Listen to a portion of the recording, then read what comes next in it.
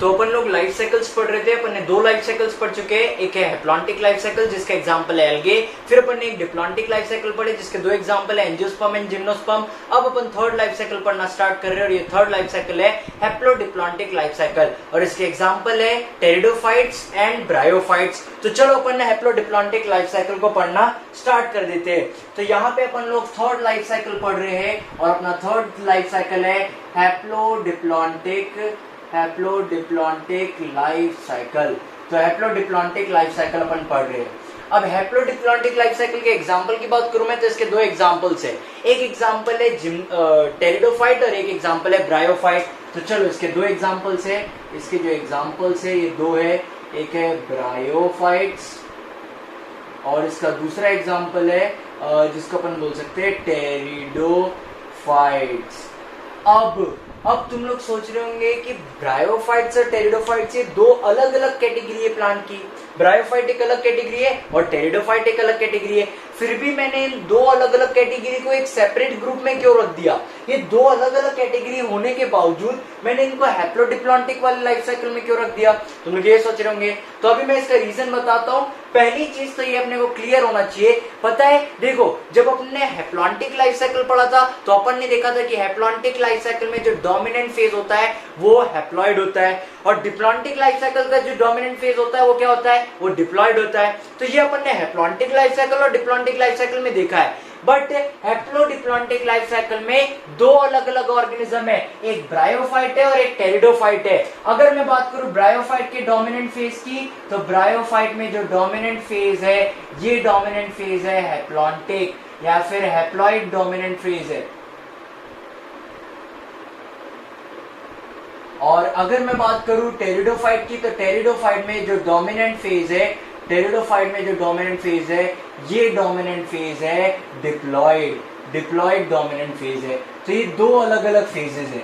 तो चलो अपन haplodiplontic life cycle को पढ़ना स्टार्ट करते हैं। सबसे पहले अपन पढ़ेंगे कि ब्रायोफाइट्स में क्यों अपन हैप्लोडिप्लॉन्टिक लाइफ साइकिल पढ़ रहे हैं। तो अपन लोग अब पढ़ेंगे कि ब्रायोफाइट्स में हैप्लोडिप्लॉन्टिक लाइफ साइकिल किस तरीके से होती है। और मैंने यहाँ पे बता दिया कि ब्रायोफाइट में जो डोमिनेंट फेज है ये डोमिनेंट फेज क्या है? तो ब्रायोफाइट में जो डोमिनेंट फेज है ये हैप्लॉइड है। तो चलो अपन इसको पढ़ना स्टार्ट करते हैं। अब अपने को पता है कि ब्रायोफाइट की डोमिनेंट फेज हैप्लॉइड है, मतलब ब्रायोफाइट की प्लांट बॉडी कैसी है? हैप्लॉइड है। तो हैप्लॉइड को अपन गमेटोफाइट बोल सकते हैं। तो ब्रायोफाइट की जो प्लांट बॉडी है ये है गमेटोफाइट। तो ये लिख दिया मैंने ब्रायोफाइट की प्लांट बॉडी, गमेटोफाइट है प्लांट बॉडी। अब इसमें मैंने लिख दिया कि इनमें n नंबर ऑफ क्रोमोसोम है। फिर इसके बाद क्या होगा, इनके लाइफ साइकिल में एक प्रोसेस होगी जिसको बोलेंगे गमेटोजेनेसिस। तो इनके लाइफ साइकिल में एक प्रोसेस होगी जिसको बोला जाएगा गमेटोजेनेसिस। अब गमेटोजेनेसिस का मतलब मैं तुम लोगों को समझा चुका हूँ कि गमेटोजेनेसिस मतलब क्या होता है। तो गमेटोजेनेसिस एक ऐसी प्रोसेस है जिसमें गमेट बनने की फॉर्मेशन होती है, गमेट बनते हैं इसमें। तो यहाँ पे गमेटोजेनेसिस की प्रोसेस हुई, यहाँ पे मेल गमेट बना और फीमेल गमेट बना। तो मैंने लिख दिया यहाँ पे मेल एंड फीमेल गमेट। मैं इसको मिटा देता हूँ। तो यहाँ पे मैंने लिखा कि यहाँ पे बनेगा मेल गमेट, ये बन गया मेल गमेट और यहाँ पे बन गया फीमेल गमेट, ये बन गया फीमेल गमेट। तो यहाँ पे मेल गमेट और फीमेल गमेट बनने की प्रोसेस को बोला गया है गमेटोजेनेसिस। देखो इसको अगर अपन स्टार्टिंग से समझे तो ध्यान से देखना तुम लोग क्या क्या है। देखो तो अपन लोग पढ़ रहे, सबसे पहले पढ़ रहे यहाँ पे मैं लिख देता हूँ, अपन लोग पढ़ रहे ब्रायोफाइट्स की लाइफ साइकिल। और ब्रायोफाइट्स की जो लाइफ साइकिल है इस टाइप की लाइफ साइकिल को बोला जाता है हैप्लोडिप्लॉन्टिक लाइफ साइकिल। अब पहली चीज, ब्रायोफाइट में जो फेज होता है डोमिनेंट फेज, इस फेज को क्या बोला जाता है? तो ब्रायोफाइट के डोमिनेंट फेज को बोला जाता है हैप्लॉइड, क्योंकि इनके पास n नंबर ऑफ क्रोमोसोम होते हैं। हैप्लॉइड मतलब क्या है? इनके पास n number of chromosome present है। अब होता क्या है, तो इनकी प्लांट बॉडी जो है, क्योंकि इनके पास n नंबर ऑफ क्रोमोसोम है तो इनके पास गमेटोफाइटिक प्लांट बॉडी होती है। अब इनके लाइफ में एक प्रोसेस आती है, जब भी कोई भी ऑर्गेनिज्म सेक्सुअल रिप्रोडक्शन करता है तो एक प्रोसेस आती है जिसको बोला जाता है गमेटोजेनेसिस। क्या है गमेटोजेनेसिस? तो गमेटोजेनेसिस एक ऐसी प्रोसेस है जिसमें गमेट बनने की फॉर्मेशन होती है। गमेट बनते, मेल ऑर्गेनिज्म मेल गमेट बनाते हैं और फीमेल ऑर्गेनिज्म फीमेल गमेट बनाते हैं। चलो तो गमेटोजेनेसिस में मेल गमेट और फीमेल गमेट बनेंगे। अब गमेट बनने के बाद अगली स्टेप क्या होंगी? गमेट बन गए, अब 2 गमेट आपस में फ्यूजन करेंगे और गमेट के फ्यूजन की प्रोसेस को क्या बोला जाता है? तो गमेट के फ्यूजन की प्रोसेस को बोला जाता है फर्टिलाइजेशन या फिर अपन बोल सकते हैं सिंगैमी। तो अब यहाँ पे होगा सिंगैमी की प्रोसेस। तो ये हो गया सिंगैमी। सिंगैमी के बाद क्या बनेगा? तो सिंगैमी के बाद बनेगा जायगोट। यहाँ पे क्या बनेगा? जायगोट। और जायगोट जो होता है ये कैसा होता है? ये डिप्लॉइड स्ट्रक्चर होता है, इसमें 2n नंबर ऑफ क्रोमोसोम होता है। अब इस जायगोट से एक स्ट्रक्चर की फॉर्मेशन होगी जिसको अपन बोलेंगे स्पोरोफाइट। स्पोरोफाइट जो होता है ये 2n नंबर ऑफ क्रोमोसोम वाला स्ट्रक्चर होता है। फिर स्पोरोफाइट में क्या होगा, इस स्पोरोफाइट में एक सेल डिवीजन देखा जाएगा जिसको बोलेंगे मियोसिस सेल डिवीजन।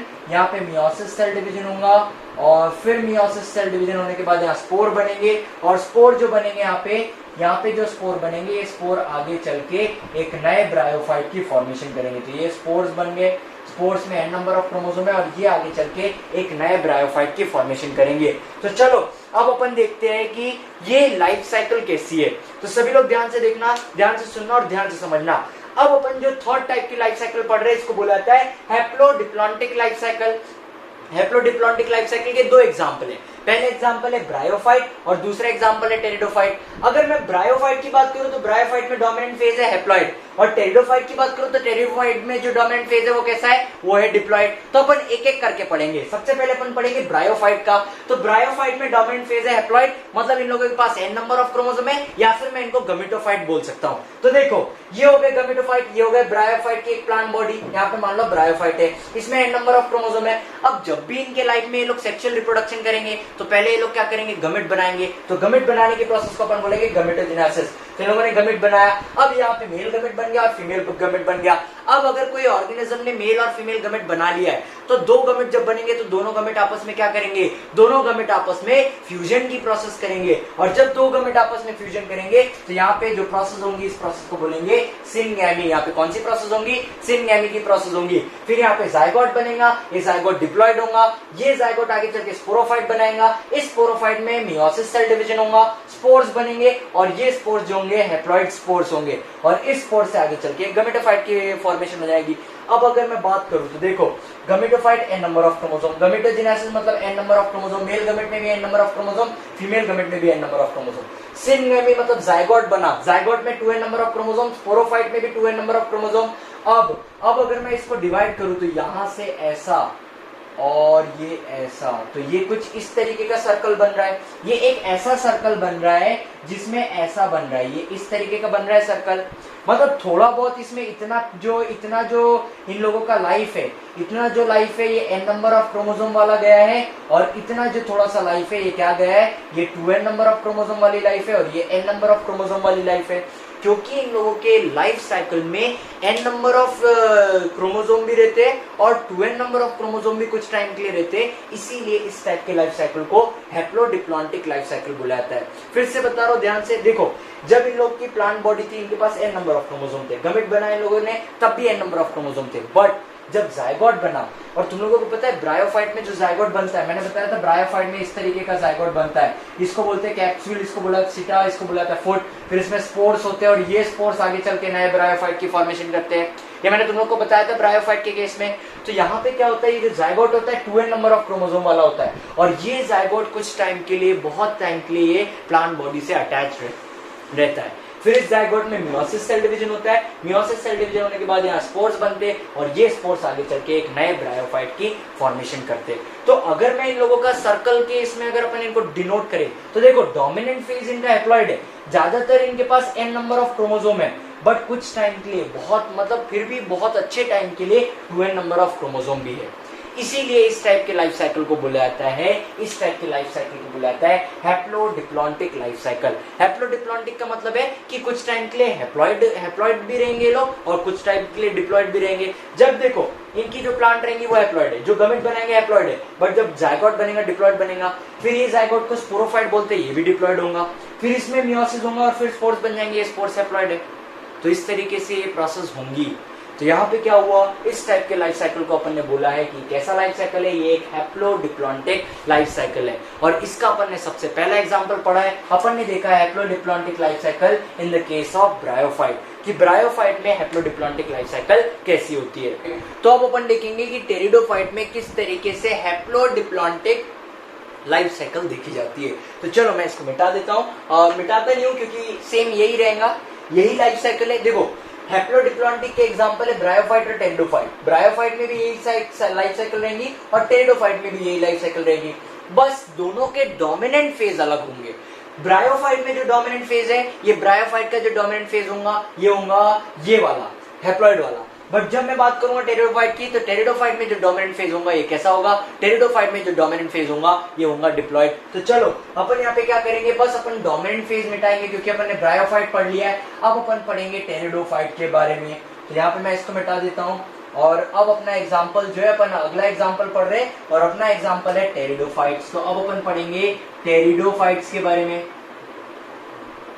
चलो, तो टेरिडोफाइट के बारे में मैं अगर बात करूं तो टेरिडोफाइट में जो डोमिनेंट फेज होता है ये क्या होता है, तो टेरिडोफाइट में जो डोमिनेंट फेज होता है ये होता है स्पोरोफाइटिक, मतलब इनके पास 12 नंबर ऑफ क्रोमोसोम होते हैं। तो मैं इनमें लिख दूंगा कि इनमें जो डोमिनेंट फेज होता है, इनमें जो डोमिनेंट फेज होता है ये कैसा होता है, ये 2n वाला होता है, मतलब ये डिप्लॉइड होता है। तो चलो अपन लोग टेरिडोफाइट की लाइफ साइकिल पढ़ना स्टार्ट कर देते हैं। अब अगर मैं टेरिडोफाइट की बात करूं तो इनके पास 2n नंबर ऑफ क्रोमोसोम है। तो देखो इन लोगों के पास 2n नंबर ऑफ क्रोमोसोम, मतलब इनकी प्लांट बॉडी कैसी है, इनकी प्लांट बॉडी स्पोरोफाइटिक है। तो ये है इनके पास 2n नंबर ऑफ क्रोमोसोम। अब क्या होगा, तो इनके लाइफ में अब क्या होगा, यहाँ पे ध्यान से सुनना, इन लोगों के लाइफ में अब क्या होगा, तो एक प्रोसेस आएंगे जिसको बोलेंगे मियोसिस सेल डिवीजन।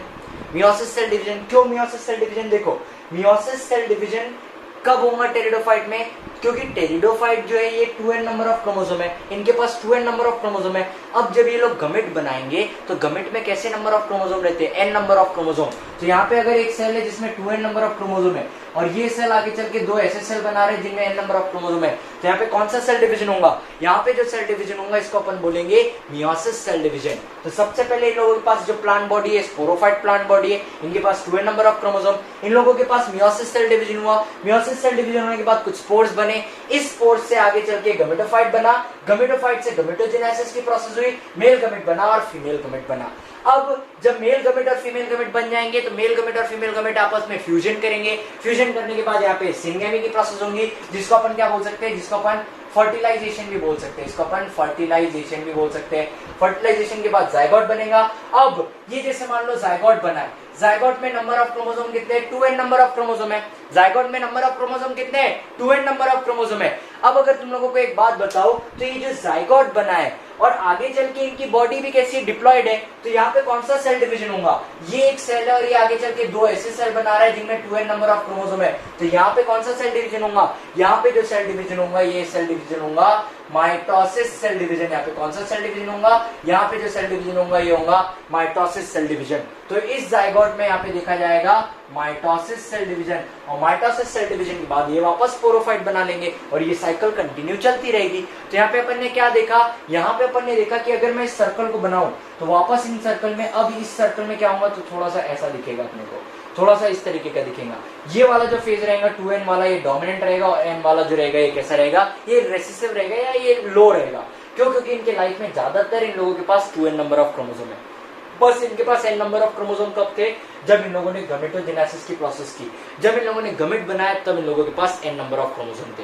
क्योंकि इन लोगों की लाइफ साइकिल इस तरीके की होती है, इसीलिए इस तरीके की लाइफ साइकिल को बोला जाता है हैप्लोडिप्लॉन्टिक लाइफ साइकिल। तो ये हो गया haplodiplontic life cycle of pteridophyte. तो यहाँ पे अपन ने तीनों अलग अलग टाइप की लाइफ साइकिल पढ़ ली। सबसे पहले अपन ने पढ़ा haplontic life cycle, haplontic life cycle का एग्जांपल था एल्गे। फिर अपन ने पढ़ा diplontic life cycle, diplontic life cycle के दो एग्जांपल थे, एक था जिम्नोस्पर्म और एक था एंजियोस्पर्म। और फिर अपन ने इसके बाद पढ़ा थर्ड लाइफ साइकिल पढ़ा जो था अपना हैप्लोडिप्लॉन्टिक लाइफ साइकिल, जिसमें एग्जांपल्स थे ब्रायोफाइट और अगला एग्जांपल था टेरिडोफाइट, जिसमें ब्रायोफाइट की लाइफ साइकिल अलग है और टेरिडोफाइट की लाइफ साइकिल अलग है।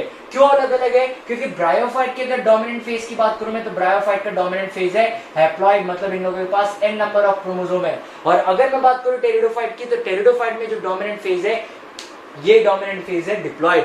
क्यों, क्योंकि इनके पास 2n नंबर ऑफ क्रोमोसोम है। तो यहाँ पे अपन ने थर्ड चैप्टर कंप्लीट कर लिया जिसका नाम है प्लांट किंगडम। तो अगर अपन बात करें थर्ड चैप्टर की, चैप्टर अपन थर्ड पढ़ रहे थे और इसका नाम था प्लांट किंगडम। तो अपन लोगों ने पढ़ लिया है प्लांट किंगडम। तो देखो अब तुम लोगों को मैं क्लासिफिकेशन बताता हूँ, सभी लोग ध्यान से सुनना, आप क्लासिफिकेशन बता रहा हूँ, क्लासिफिकेशन के बारे में बता रहा हूँ, क्लासिफिकेशन। तो अब अगर मैं बात करूं क्लासिफिकेशन की, तो सबसे पहले अपन ने जो किंगडम पढ़ा था ये था मोनेरा किंगडम। मोनेरा किंगडम के दो टाइप थे, एक था यू बैक्टीरिया और इसका अगला टाइप था आर्के बैक्टीरिया। आर्के बैक्टीरिया के तीन टाइप थे, आर्के बैक्टीरिया के तीन टाइप थे। क्या क्या तीन टाइप थे, तो आर्के बैक्टीरिया के तीन टाइप थे, एक था मिथेनोजेंस अगला था मिथुनजन के बाद अगला टाइप इसका था, नेक्स्ट टाइप था हेलोफाइल्स, और एक था थर्मो एसिडोफाइल्स। चलो, तो अपन लोगों ने मोनेरा किंगडम पढ़ा, मोनेरा किंगडम में यू बैक्टीरिया पढ़ा, आर्के बैक्टीरिया पढ़ा। आर्के बैक्टीरिया के 3 टाइप पढ़े, मिथुनजेंस, हेलोफाइल्स और थर्मो एसिडोफाइल्स। फिर इसके बाद अपन ने सेकंड किंगडम पढ़ा, सेकंड किंगडम था अपना प्रोटिस्टा किंगडम। तो अपन ने प्रोटिस्टा किंगडम पढ़ा। प्रोटिस्टा किंगडम के 5 टाइप्स थे। तो प्रोटिस्टा किंगडम के 5 टाइप थे, एक था क्राइसोफाइट्स, फिर जो अगला टाइप था ये था डायनोफ्लैजिलेट्स, फिर इसमें अगला टाइप जो था ये था स्लाइम मोल्ड, फिर इसमें अगला टाइप जो था ये था, एक था प्रोटोजोन्स, क्राइसोफाइट, डायनोफ्लैजिलेट और एक था यूग्लेनॉइड। तो देखो, अपन लोगों ने प्रोटिस्टा किंगडम में 5 टाइप पढ़े। क्या क्या 5 टाइप? एक है क्राइसोफाइट, एक है डायनोफ्लैजिलेट, एक है स्लाइम मोल्ड, एक है यूग्लेनॉइड, एक है प्रोटोजोन। प्रोटोजोन में भी 4 टाइप होते हैं। अभी क्या 4 टाइप है? तो चलो इधर ये 4 टाइप देख लेते हैं। 4 टाइप में पहला टाइप है सिलिएटेड प्रोटोजोन, सिलिएटेड प्रोटोजोन। फिर इसमें है फ्लैजिलेटेड प्रोटोजोन, फ्लैजिलेटेड प्रोटोजोन। फिर इसके अंदर अगर मैं बात करूं तो इसका अगला टाइप है स्पोरोजोन्स, और इसका एक टाइप था अमोइबॉइड प्रोटोजोन, अमोइबॉइड प्रोटोजोन्स। तो ये 4 टाइप अपन ने पढ़ा प्रोटोजोन्स में, सिलिएटेड, फ्लैजिलेटेड, अमोइबॉइड और स्पोरोजोन्स। फिर अपन ने थर्ड किंगडम पढ़ा, और अपना जो थर्ड किंगडम था ये था फंजाई किंगडम। फंजाई किंगडम में मैंने तुम लोगों को 4 टाइप पढ़ा है। क्या क्या 4 टाइप थे? एक था एस्कोमाइसाइट्स, एक था एस्कोमाइसाइट, सेकंड था बेसिडियोमाइसाइट, बेसिडियोमाइसाइट्स। फिर इसके बाद था फाइकोमाइसाइट्स, फाइकोमाइसाइट्स, और फिर इसके बाद था डिटेरोमाइसाइट। तो ये 4 टाइप पढ़ा अपन ने फंजाई किंगडम में। फंजाई किंगडम के बाद मैंने अगला किंगडम तुम लोगों को पढ़ाया प्लांटे किंगडम। जो अगला किंगडम मैंने तुम लोगों को पढ़ाया ये था प्लांटे किंगडम। प्लांटे किंगडम में भी तुम लोगों ने 5 टाइप पढ़े। क्या क्या है ये 5 टाइप? चलो अपन देखते हैं 5 टाइप क्या है। तो सबसे पहला टाइप तुम लोगों ने पढ़ा एल्गे। सबसे पहला टाइप क्या पढ़ा तुम लोगों ने? फर्स्ट टाइप तुम लोगों ने पढ़ा एल्गे। एल्गे के अंदर भी तुम लोगों ने 3 टाइप पढ़ा। अब ये क्या 3 टाइप थे? तो एक टाइप था क्लोरोफाइसे, क्लोरोफाइसे। फिर जो अगला टाइप था ये था फियोफाइसे, और फिर जो अगला टाइप था ये था रोडोफाइसे, रोडोफाइसे। फिर यहाँ पे अगर मैं बात करूं तो क्लोरोफाइसे को ग्रीन एल्गे बोला जाता है, फियोफाइसे को ब्राउन एल्गे बोला जाता है, फियोफाइसे को अपन क्या बोल सकते हैं? ब्राउन एल्गे बोल सकते हैं, और रोडोफाइसे को रेड एल्गे बोला जाता है। इसमें पिगमेंट्स की बात करो तो इसमें क्लोरोफिल ए बी, इसमें क्लोरोफिल ए सी और इसमें क्लोरोफिल ए डी पाया जाता है। चलो, अब अगर मैं बात करूं तो सेकेंड टाइप तुम लोगों ने पढ़ा था, सेकेंड टाइप पढ़ा था ब्रायोफाइट्स। ब्रायोफाइट्स के भी तुम लोगों ने 2 टाइप पढ़े। क्या क्या 2 टाइप पढ़े? इसके 2 टाइप तुम लोगों ने पढ़ा। एक पढ़ा तुम लोगों ने लिवरवोर्ट्स, और एक टाइप पढ़ा है तुम लोगों ने मॉसेस, लिवरवोर्ट्स और मॉसेस पढ़ा। फिर अगर मैं बात करूं थर्ड की, तो थर्ड तुम लोगों ने पढ़ा है टेरिडोफाइट, टेरिडोफाइट्स। फिर टेरिडोफाइट्स के बाद तुम लोगों ने फोर्थ पढ़ा है जिम्नोस्पर्म, और फिफ्थ तुम लोगों ने पढ़ा है एंजियोस्पर्म, एंजियोस्पर्म्स। एंजियोस्पर्म के भी 2 टाइप है, एक है मोनोकॉटिलिडॉन, मोनोकॉटिलिडॉन, और दूसरा है डाइकोटिलिडॉन। तो ये इस तरीके से क्लासिफिकेशन के अपन ने टोटल 5 किंगडम पढ़ लिया है। मोनेरा किंगडम पढ़ लिया है, ये सारी चीज पढ़ी। प्रोटिस्टा किंगडम पढ़ा, ये सारी चीज पढ़ी। फिर उसमें फंजाई किंगडम पढ़ा, ये अपन ने 4 कैटेगरीज पढ़ी। फिर ये प्लांटे किंगडम पढ़ा जिसमें अपन ने इतनी सारी चीजें पढ़ी है। तो यहाँ पे अपन ने क्लासिफिकेशन के 4 किंगडम कंप्लीट कर चुके हैं। अब अपने बचे कितने किंगडम है? तो अब बचा है सिर्फ एक किंगडम। और कौन सा किंगडम अभी बचा है? तो बस अब एक किंगडम बचा है जिसका नाम है एनिमलिया। तो अब अपन एनिमलिया किंगडम या फिर एनिमल किंगडम पढ़ना स्टार्ट कर देंगे। तो अब अपन अपना 4th चैप्टर स्टार्ट करते हैं, और अपना जो 4th चैप्टर है इस चैप्टर का नाम है एनिमल किंगडम। अगर मैं बात करूं एनिमल्स की, तो तुम लोग देखो अपने लिविंग ऑर्गेनिजम्स की मैं बात करूं मैं, तो लिविंग ऑर्गेनिज्म में अगर अपन बात करें, अपनी एनिमल्स की बात करें अपन, तो इंसान भी जो होते हैं वो एनिमल के कैटेगरी के अंदर आते हैं, एनिमल किंगडम के अंदर आते हैं। फिर अगर अपन अपने सराउंडिंग में देखें या अगर अपने एनवायरमेंट में देखें तो एनवायरमेंट में अपन बहुत सारे अलग अलग एनिमल्स देखते हैं। ऐसे एनिमल देखते हैं जो हवा में उड़ रहे हैं, ऐसे एनिमल देख रहे हैं जो दीवार पे चल रहे हैं, चिपक के चल रहे हैं, ऐसे एनिमल देख रहे हैं जो पानी में भी चलते हैं या पानी में भी रह सकते हैं और जमीन में भी रह सकते हैं। तो डिफरेंट डिफरेंट टाइप के एनिमल्स के बारे में अपने को पढ़ना है इस चैप्टर में, जिसका नाम है एनिमल किंगडम। तो अब अपन अपना फोर्थ चैप्टर स्टार्ट कर रहे हैं। तो अपना फोर्थ चैप्टर स्टार्ट कर रहे हैं और इस चैप्टर का नाम है एनिमल किंगडम। एनिमल किंगडम, तो यहाँ पे अपन क्या करने वाले हैं, यहाँ पे अपन अलग अलग एनिमल्स के बारे में पढ़ने वाले हैं। तो अब अपन यहाँ पे क्या करेंगे, एनिमल्स का क्लासिफिकेशन करने वाले हैं। बट अब अपन पता है एनिमल्स का क्लासिफिकेशन कैसे करेंगे, तो यहाँ पे एनिमल का क्लासिफिकेशन करने के लिए कुछ क्राइटेरिया होता है। जैसे मान लो अपने स्कूल में क्या होता है, अपने स्कूल में जैसे बच्चों का क्लासिफिकेशन करना है या बच्चों को अलग अलग कैटेगरी में करना है, तो स्कूल में क्या कर लिए, हाउसेस बना दिए, हाउस बना दिए, जैसे एक्स वाई जेड 3 हाउस बना दिए। तो कुछ बच्चों को एक्स हाउस में रख दिया, कुछ बच्चे को वाई हाउस में रख दिया, कुछ बच्चों को जेड हाउस में रख दिया। तो इस तरीके से बच्चों को क्लासिफाई करते हैं स्कूल में कि हाँ ये कुछ कैटेगरी के बच्चे, ये कुछ दूसरे बच्चे, ये कुछ दूसरे बच्चे। उसी तरीके से अब अपन एनिमल को क्लासिफाई करेंगे।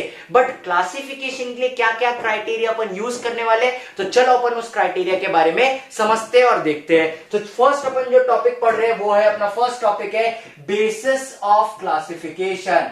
बेसिस ऑफ क्लासिफिकेशन मतलब किस बेसिस पे अपन क्लासिफाई करने वाले हैं, किस बेसिस पे अपन क्लासिफाई करेंगे। जैसे मान लो मेरे क्लास में बच्चे हैं, अब कुछ बच्चे जो ड्राइंग में अच्छे हैं तो मैंने क्या किया, एक ग्रुप बना दिया कि हाँ ये ड्राइंग में अच्छे, वो बच्चे वाले ग्रुप है। कुछ बच्चे जो क्विज में अच्छे हैं तो मैंने कुछ बच्चों का ग्रुप बना दिया क्विज में अच्छे। कुछ बच्चे स्पोर्ट्स में अच्छे तो मैंने कुछ बच्चों का ग्रुप बना दिया स्पोर्ट्स में अच्छे। तो मैंने यहाँ पे क्लासिफाई कैसे किया, अलग अलग बच्चों को अलग अलग उनके क्वालिटी के बेसिस पे क्लासिफाई किया। हाँ कुछ बच्चे ड्राइंग में अच्छे थे उनको उनमें डाल दिया, कुछ बच्चे क्विज में अच्छे थे उसको उनमें डाल दिया मैंने, और कुछ बच्चे स्पोर्ट्स में अच्छे थे तो स्पोर्ट वाले कैटेगरी में डाल दिया। उसी तरीके से अब अपन क्या करेंगे, तो एनिमल्स का क्लासिफिकेशन करेंगे। बट किस बेसिस पे करेंगे, तो चलो अपन देखते हैं कि किस बेसिस पे अपन एनिमल्स का क्लासिफिकेशन करने वाले हैं। तो सबसे पहला बेसिस जो होता है ये होता है level of organisation. Level of organisation होता है सबसे पहला बेसिस क्लासिफिकेशन का।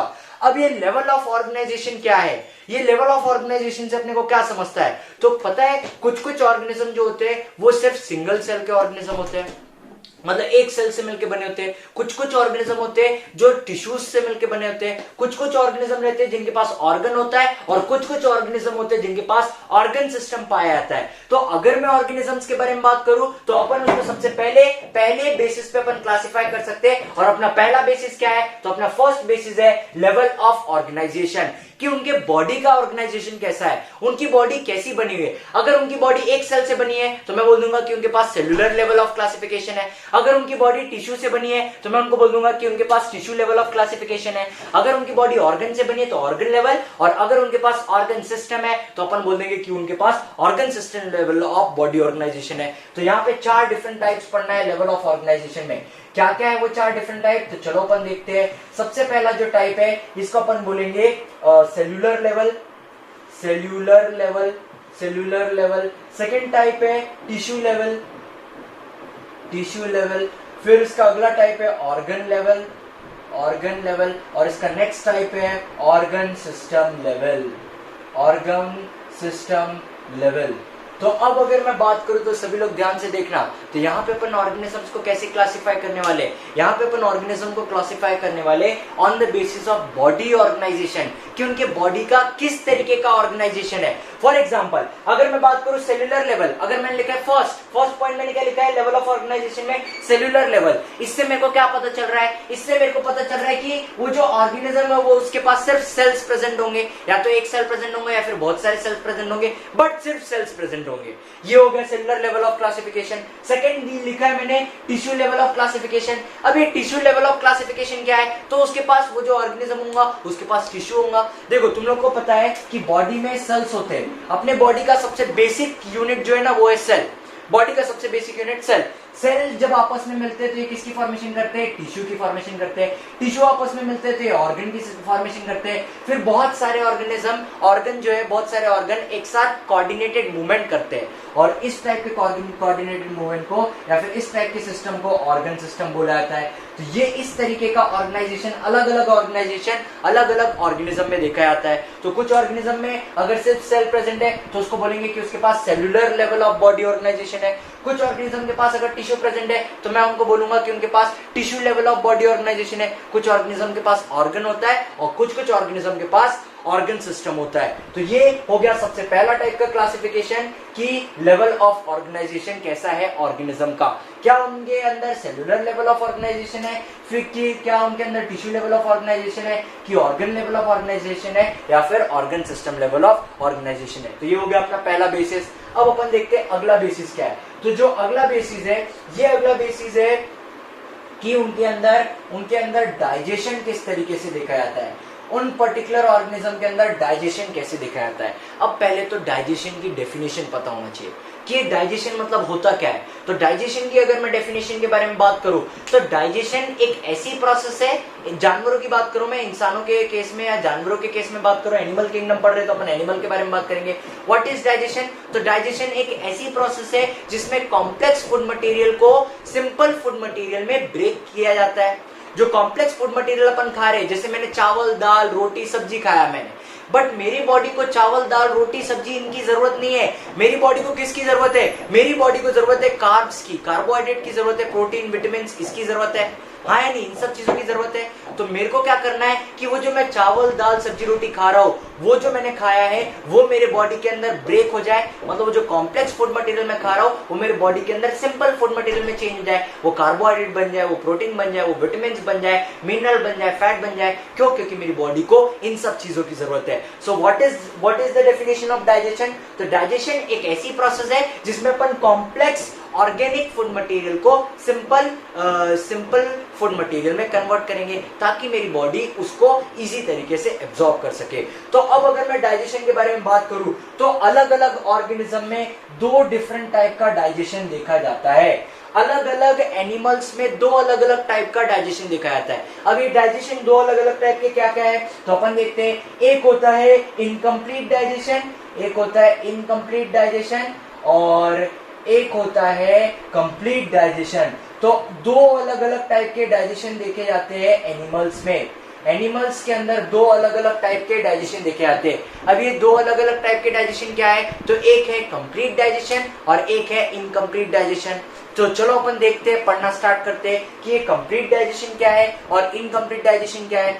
तो यहाँ पे अपन ने देखा कि अपन ऑर्गेनिज्म को या फिर पर्टिकुलरली एनिमल्स को अलग अलग कैटेगरीज में डिवाइड कर सकते हैं। सबसे पहला कैटेगरी क्या था? लेवल ऑफ ऑर्गेनाइजेशन, कि उसकी बॉडी कैसी बनी। अगर उसकी बॉडी सेल से बनी है तो उसके अंदर सेलुलर लेवल ऑफ क्लासिफिकेशन है। अगर उसकी बॉडी टिश्यू से बनी है तो tissue level of classification, organ level of classification, या फिर organ system level of classification. फिर सेकंड बेसिस अपन देखने लगे कि डाइजेशन के बेसिस पे। तो पहले अपन ने डाइजेशन की डेफिनेशन देखा कि डाइजेशन की डेफिनेशन क्या है। तो डाइजेशन एक ऐसी प्रोसेस है जिसमें कॉम्प्लेक्स फूड मटेरियल को अपन सिंपल फूड मटेरियल में कन्वर्ट करते हैं ताकि मेरी बॉडी उसको इजीली एब्जॉर्ब कर सके।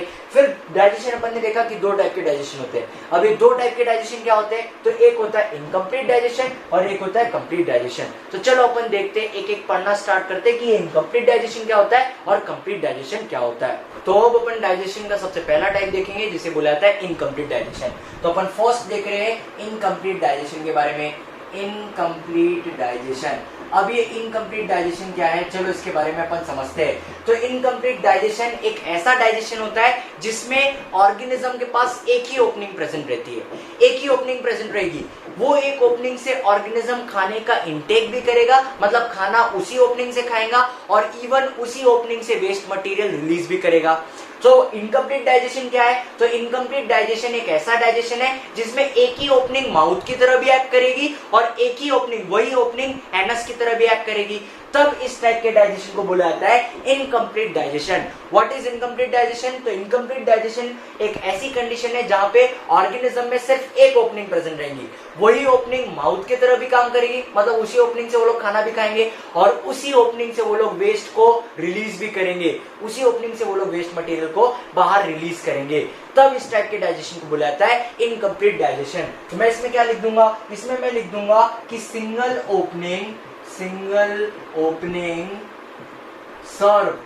Opening serves as mouth and anus. तो सिंगल ओपनिंग ही माउथ होती है और एनस होती है। जैसे अगर मैं इंसानों के बारे में बात करूं तो इंसानों के पास दो अलग अलग ओपनिंग है। ये देखो माउथ मेरा ये है, तो माउथ जो है ये एक अलग ओपनिंग है, इससे अपन खाना खाते हैं, और एनस जो है ये एक अलग ओपनिंग है, और एनस से क्या करते हैं अपन? तो एनस से वेस्ट मटेरियल रिलीज करते हैं। तो इंसानों की बात करूं मैं तो इंसानों के पास दो ओपनिंग प्रेजेंट है, खाना खाने के लिए एक अलग ओपनिंग और वेस्ट को रिलीज करने के लिए एक अलग ओपनिंग। तो इंसान के अंदर इनकम्प्लीट डाइजेशन नहीं होगा। बट इनकम्प्लीट डाइजेशन अपन किसको बोलेंगे? कि मान लो कोई ऑर्गेनिज्म है और उसके पास सिर्फ एक ओपनिंग है, उसी ओपनिंग से वो खाना भी खा रहा है और उसी ओपनिंग से वो वेस्ट को बाहर भी निकाल रहा है, तब इस टाइप के अपन डाइजेशन को बोलेंगे इनकम्प्लीट डाइजेशन। और अगर मैं बात करूं इसके बाद सेकेंड टाइप के डाइजेशन की, तो सेकेंड टाइप का डाइजेशन जो होता है ये होता है कंप्लीट डाइजेशन। अब कंप्लीट डाइजेशन अपन इजीली समझ सकते हैं। अगर इनकम्प्लीट डाइजेशन मेरे को समझ गया तो कंप्लीट डाइजेशन तो इजीली समझ सकता हूं।